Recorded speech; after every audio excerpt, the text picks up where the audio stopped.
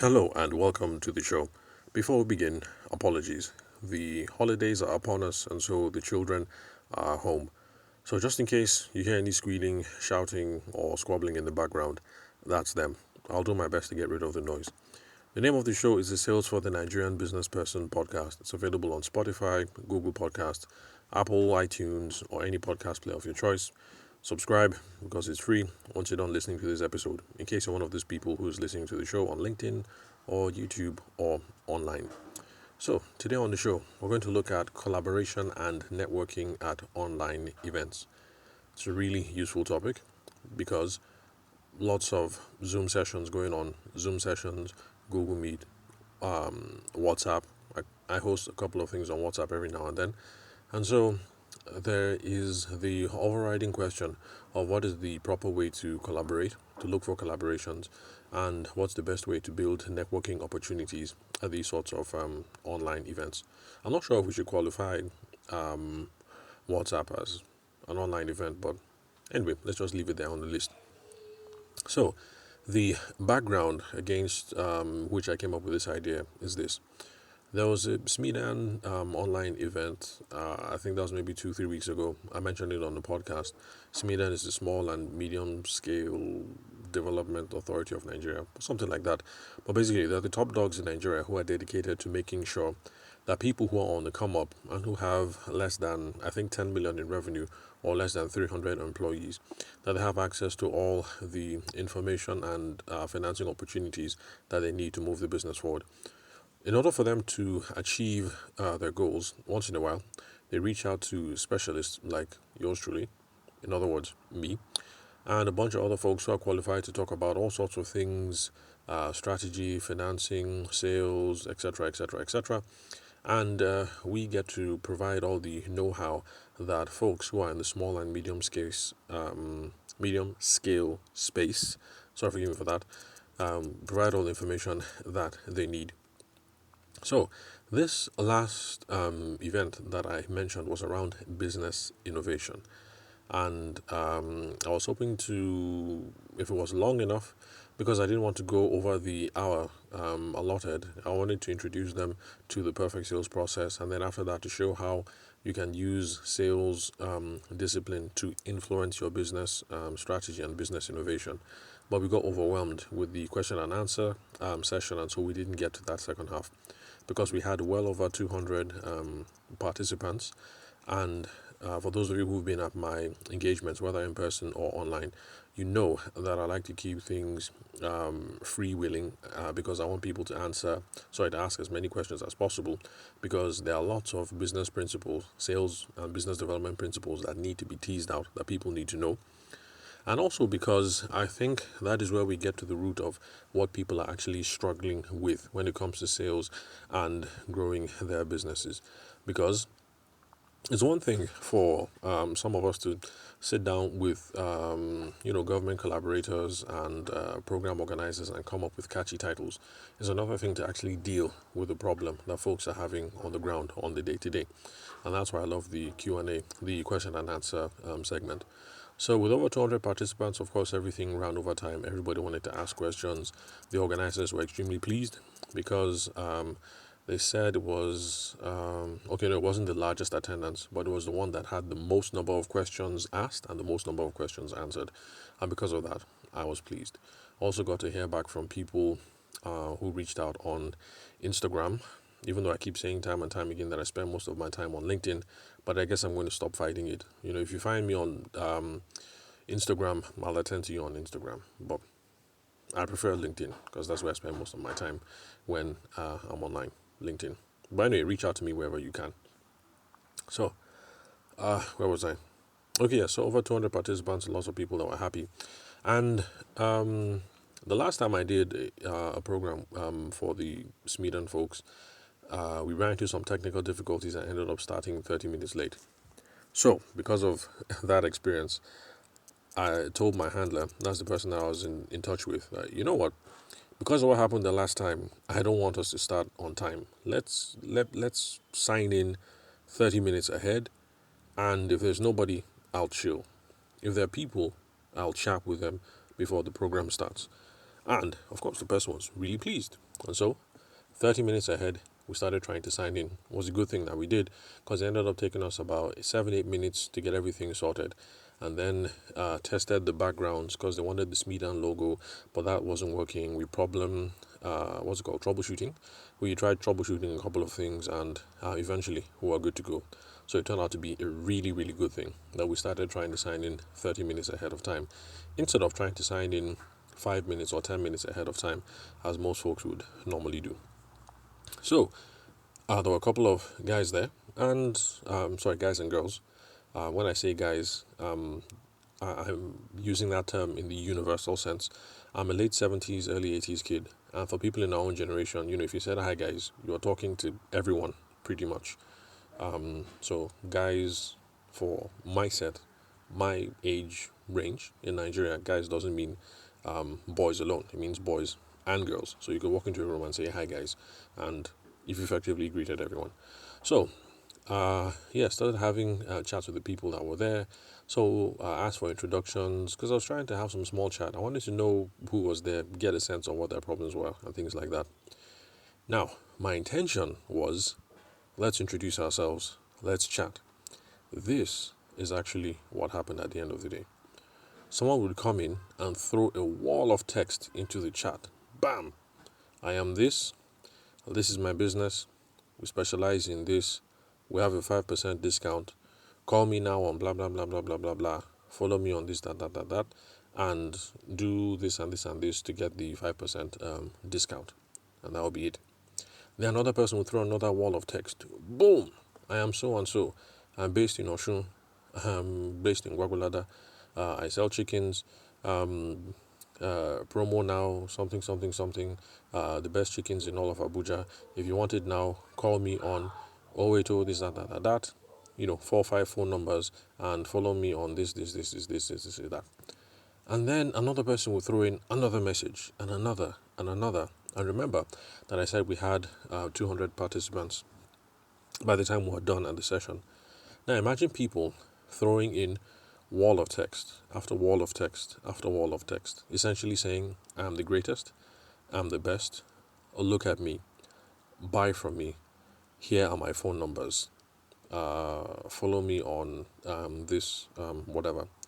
At some point, people got so carried away and were having so much fun with this copying and pasting, because I'm convinced that these people had crafted all these things well ahead of time, well before the program, just so that an opportunity would arise where they could copy, control copy and control paste. People started calling for more networking, as they called it, during events. So it seems that when the program started on the 3rd of July, yes, okay, I think it started on the 3rd of July, and my own part of the program, I think, was on the 11th. Was it on the 11th of July, I think? So it seems that while the program was on, people were really, really hungry for networking, in quotation marks, for networking during the event, and they hadn't been given the opportunity. And so when I did that, they were doing what they thought was networking, which is control copy and control paste. This is me, this is my business, this is where I am, I'm running a promo, these are my 5 phone numbers, buy from me, and when you're done, follow me on LinkedIn, on WhatsApp, on Twitter, and on what have you. So, the question that I want to ask is this. Oh, by the way, this did not derail me. While the copy and paste was going on, I was just carrying on with the program, and I was trying to keep an eye out for people who had specific questions that I could solve for them. Because the whole point actually was to say who you are, what business you're involved in, and what you hope to get out of the event or the problems that you're trying to solve. That was what the goal was. So I attended to these people, and I ignored the people who were networking, in quotation marks, during the event. So the question that I want us to consider today is, do you consider this to be effective networking behavior when you're online? And the second question, can it indeed lead to sales? Because it's obvious, everybody who did this control copy, control paste thought it might lead to sales, or rather they were hoping that it would lead to sales. Before I answer this question, I'd like to point out something. That these are actually the sorts of things that we handle on the WhatsApp Coaching Club. It's the session where I answer people's questions on WhatsApp. There's daily access to me. I come in, I promise, or rather, I try to come in at 2 hours every day, give answers to all the questions that people have, and assignments to move the business forward. So that's the benefit of signing up on the WhatsApp Coaching Club. So if you're interested, I'll talk some more about that at the end of the recording, how you can get signed up. So the questions: effective networking. Is this effective networking? Can it lead to sales? Now, this is my answer.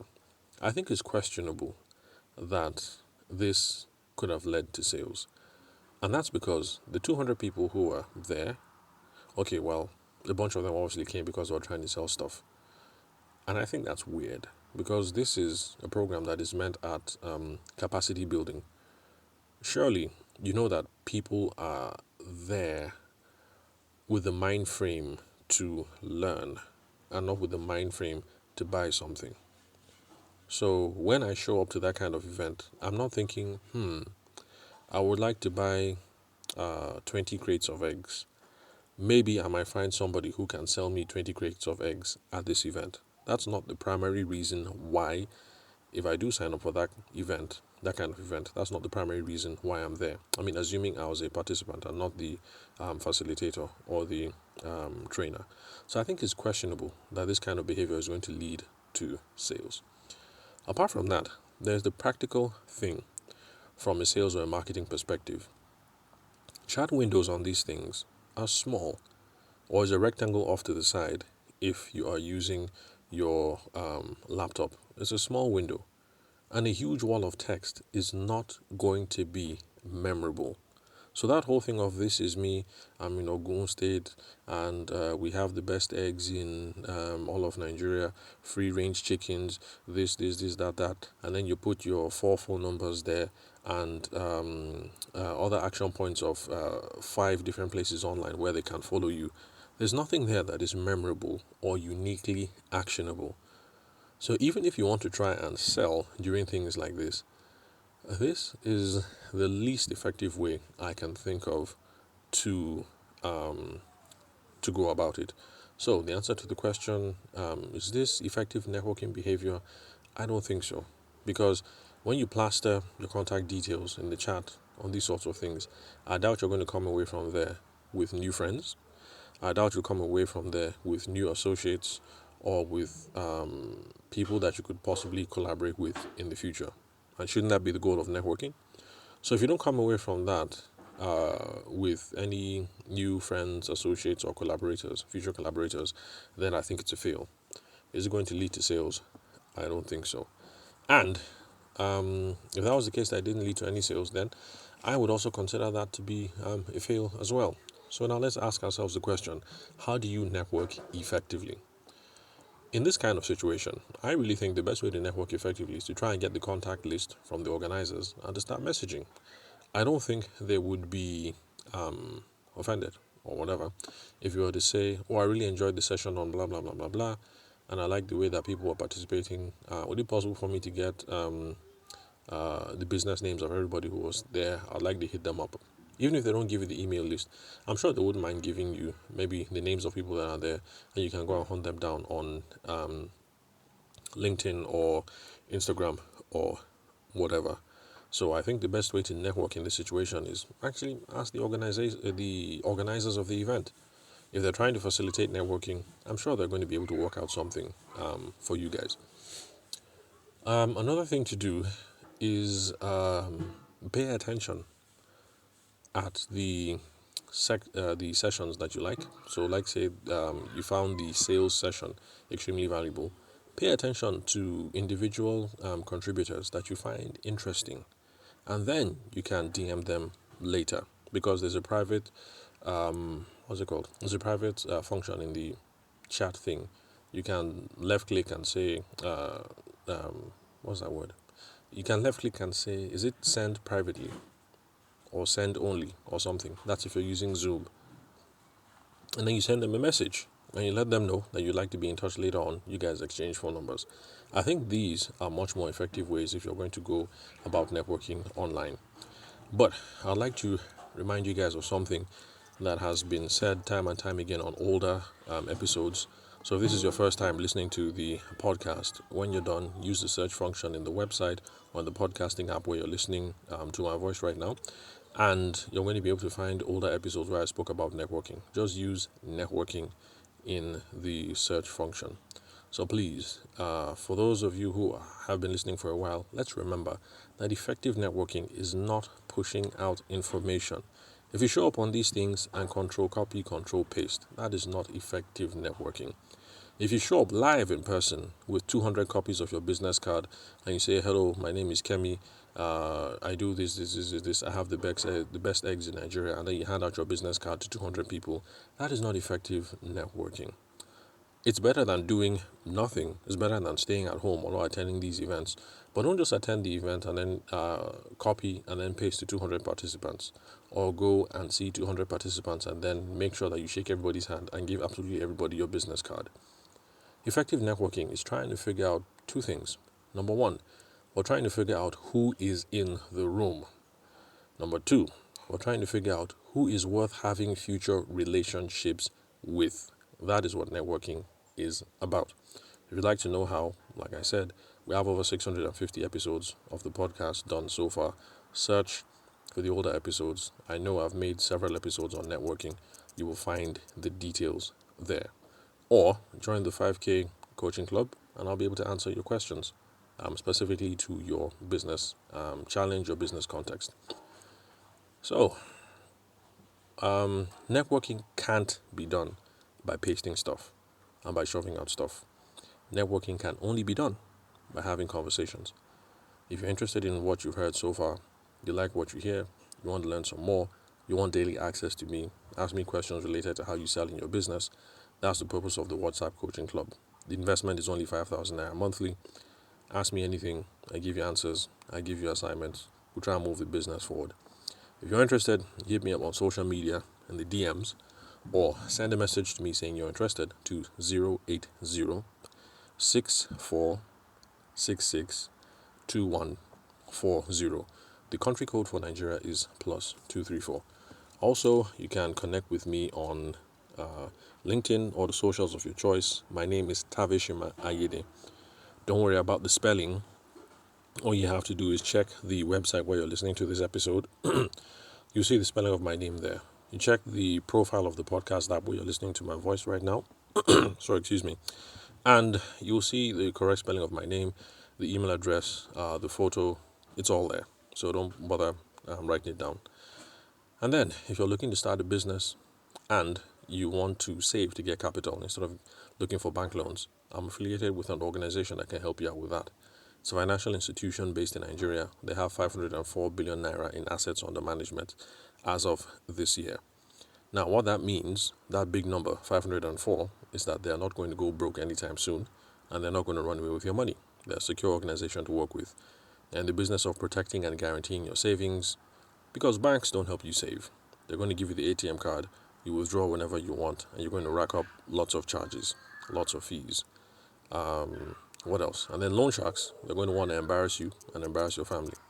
So if you're interested, message me on 080 6466 2140 to get started on saving towards your dream. Now remember, it doesn't have to be saving towards business goals because any savings plan will do. Some folks like me, we have to start saving for children's education, especially if you insist that the kids have to go to Harvard. Harvard ain't cheap, so you better start saving right now. And then some folks, not my mom because my mom is actually retired right now. Other folks are better off saving towards retirement. But whatever it is that you want to save towards, this organization has got you sorted. You're interested, hit me up and we'll hook you up.